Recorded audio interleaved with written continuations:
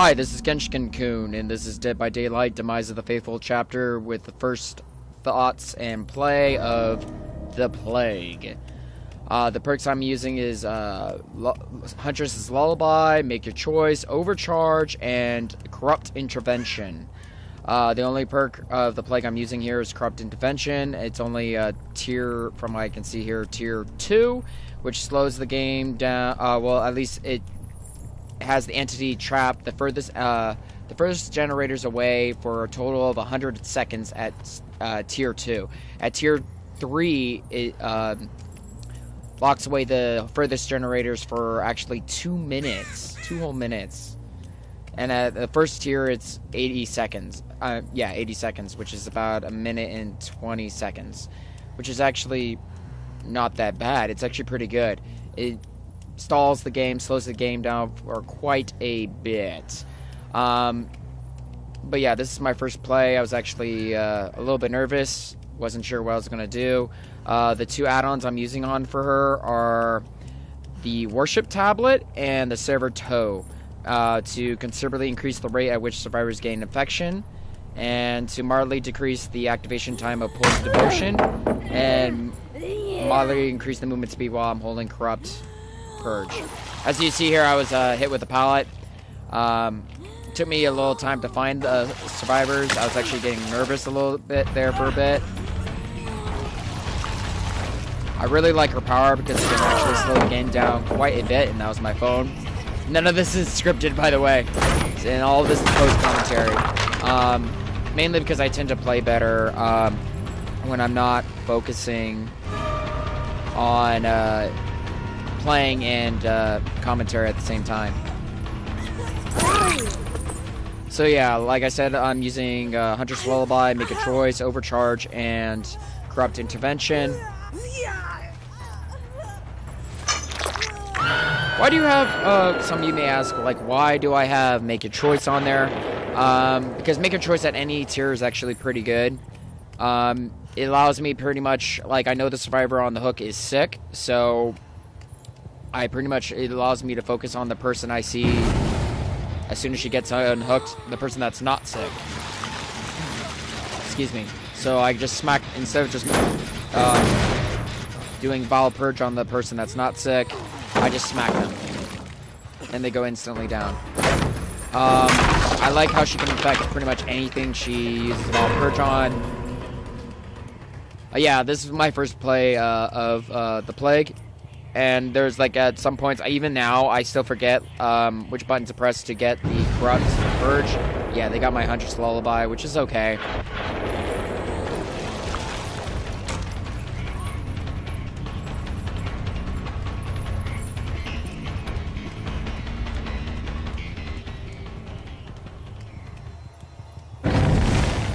But yeah, here I try to focus on just slowing the game down as much as possible. You want to try to make everyone sick. I still have the Corrupt Purge on. I love having Overcharge on her and also using Vile Purge on the generators, because they basically have to wait for the purge to go away, and they have to pass the skill check. And I actually talked to one of the survivors after this game, and they basically said, yeah, basically we were just waiting by the generators until we could actually do something. And having you puke on them and Overcharge made it a little bit harder, because we had to wait even longer. So yeah, that's one thing about Corrupt Intervention, is that you have to realize that most survivors will just wait it out. So that's one good thing. It does slow the game down. So I think it's actually a pretty decent perk. Her other two perks, was it Dark Devotion and was it something Fright? Let me hear, I have it right on my phone.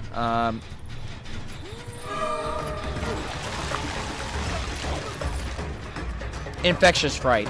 Dark Devotion's more kind of like a joke perk. I don't think of it that well. I don't know, because I know if you hit your obsession, it transfers your terror raise. So does that also mean it transfers the perks over? Like if you have, was it the clown perk or the trapper perk?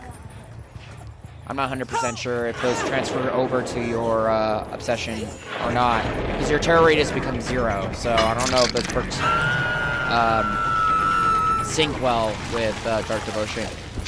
Infectious Fright, it's kind of funny because as soon as you down somebody, if any survivors are near there, you get an indicator and they do a little scream, a yelp. It's actually kind of cute. I've had it used on me, but it's okay. I prefer her corrupt intervention more.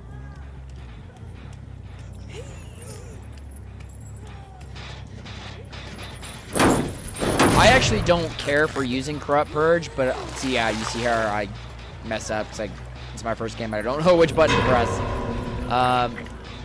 But because I figure Vile Purge actually, yeah, I managed to hit her, managed to down her, and then get rid of her. I prefer just using Vile Purge because it just, anything to slow the game down a little bit more is fine. And the whole instant healing at the fountains doesn't really bug me because I could just make them sick again. Because it still it still makes them go out of the way, and it gives you an indicator of where the survivor might be, because you get the Corrupt Purge. The fountains glow white for which ones you can get the Corrupt Purge from. I see I down her. Yeah, she basically got herself stuck in a dead zone because the door is still shut. But yeah, I prefer Vile Purge over her Corrupt Purge. I'm not saying Corrupt Purge is bad. It's good to, it's like hatchets, but with a wider, instead of like one hatchet in a beam, you have like hatchets and a cone kind of thing. Yeah, sometimes I forget to puke on down survivors to make them sick if I don't have them sick already. So that's one thing you want to do. If you don't have them sick, when you down them, vomit on them.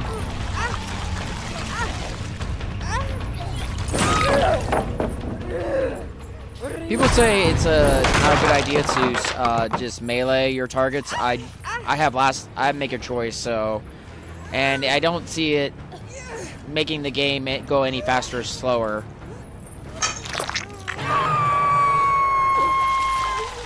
Because you're still going to make the survivor sick, and you're still going to eventually down them, so why not just make it easier on yourself? But yeah, I kind of view the Plague as like if the Pig had a wild orgy with Huntress and Doctor. Yeah, I totally missed that, but it's okay, because I run into another survivor here.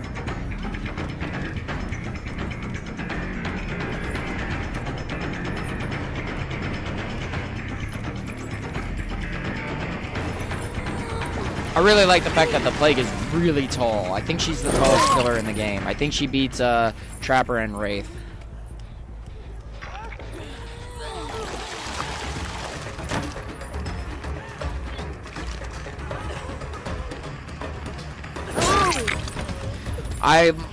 Luckily for me, this was before the recent patch, which fixed a lot of bugs. Apparently, the Plague had a lot of bugs that came with her. I didn't run into any of them here, thankfully. But yeah, this is pretty much endgame. I pretty much just mess around with the survivors just for funsies. But yeah, in general, I think she, if I had to put her, the Plague on a tier list, I think she's like A-, B+. She isn't Nurse tier, and she isn't Belly tier, and she isn't Spirit tier.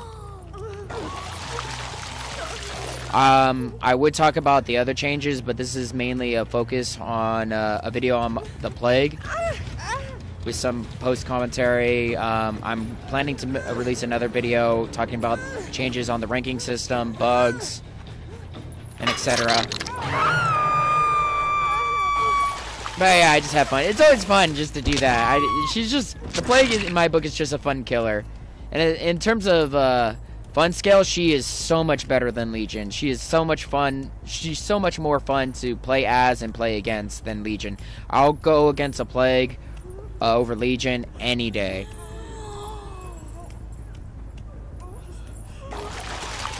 Plus, I love her Mori. Her Mori is great. I look very forward to seeing more of her,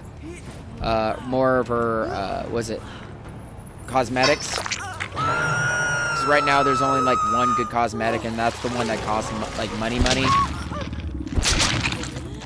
And that's the red one.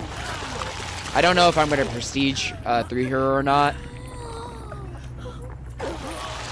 I probably will, because I enjoy her a lot. Like I used to enjoy Clown, and I enjoy Trapper. I like the new Survivor too, who I'm smacking around just for fun. I haven't actually tried the new Survivor, but I've seen what's it, the locker perk she has, which is amazing. I love her new locker perk. And she's just a great looking survivor. I like how, I will say this, with each new chapter, the survivors are looking better and better.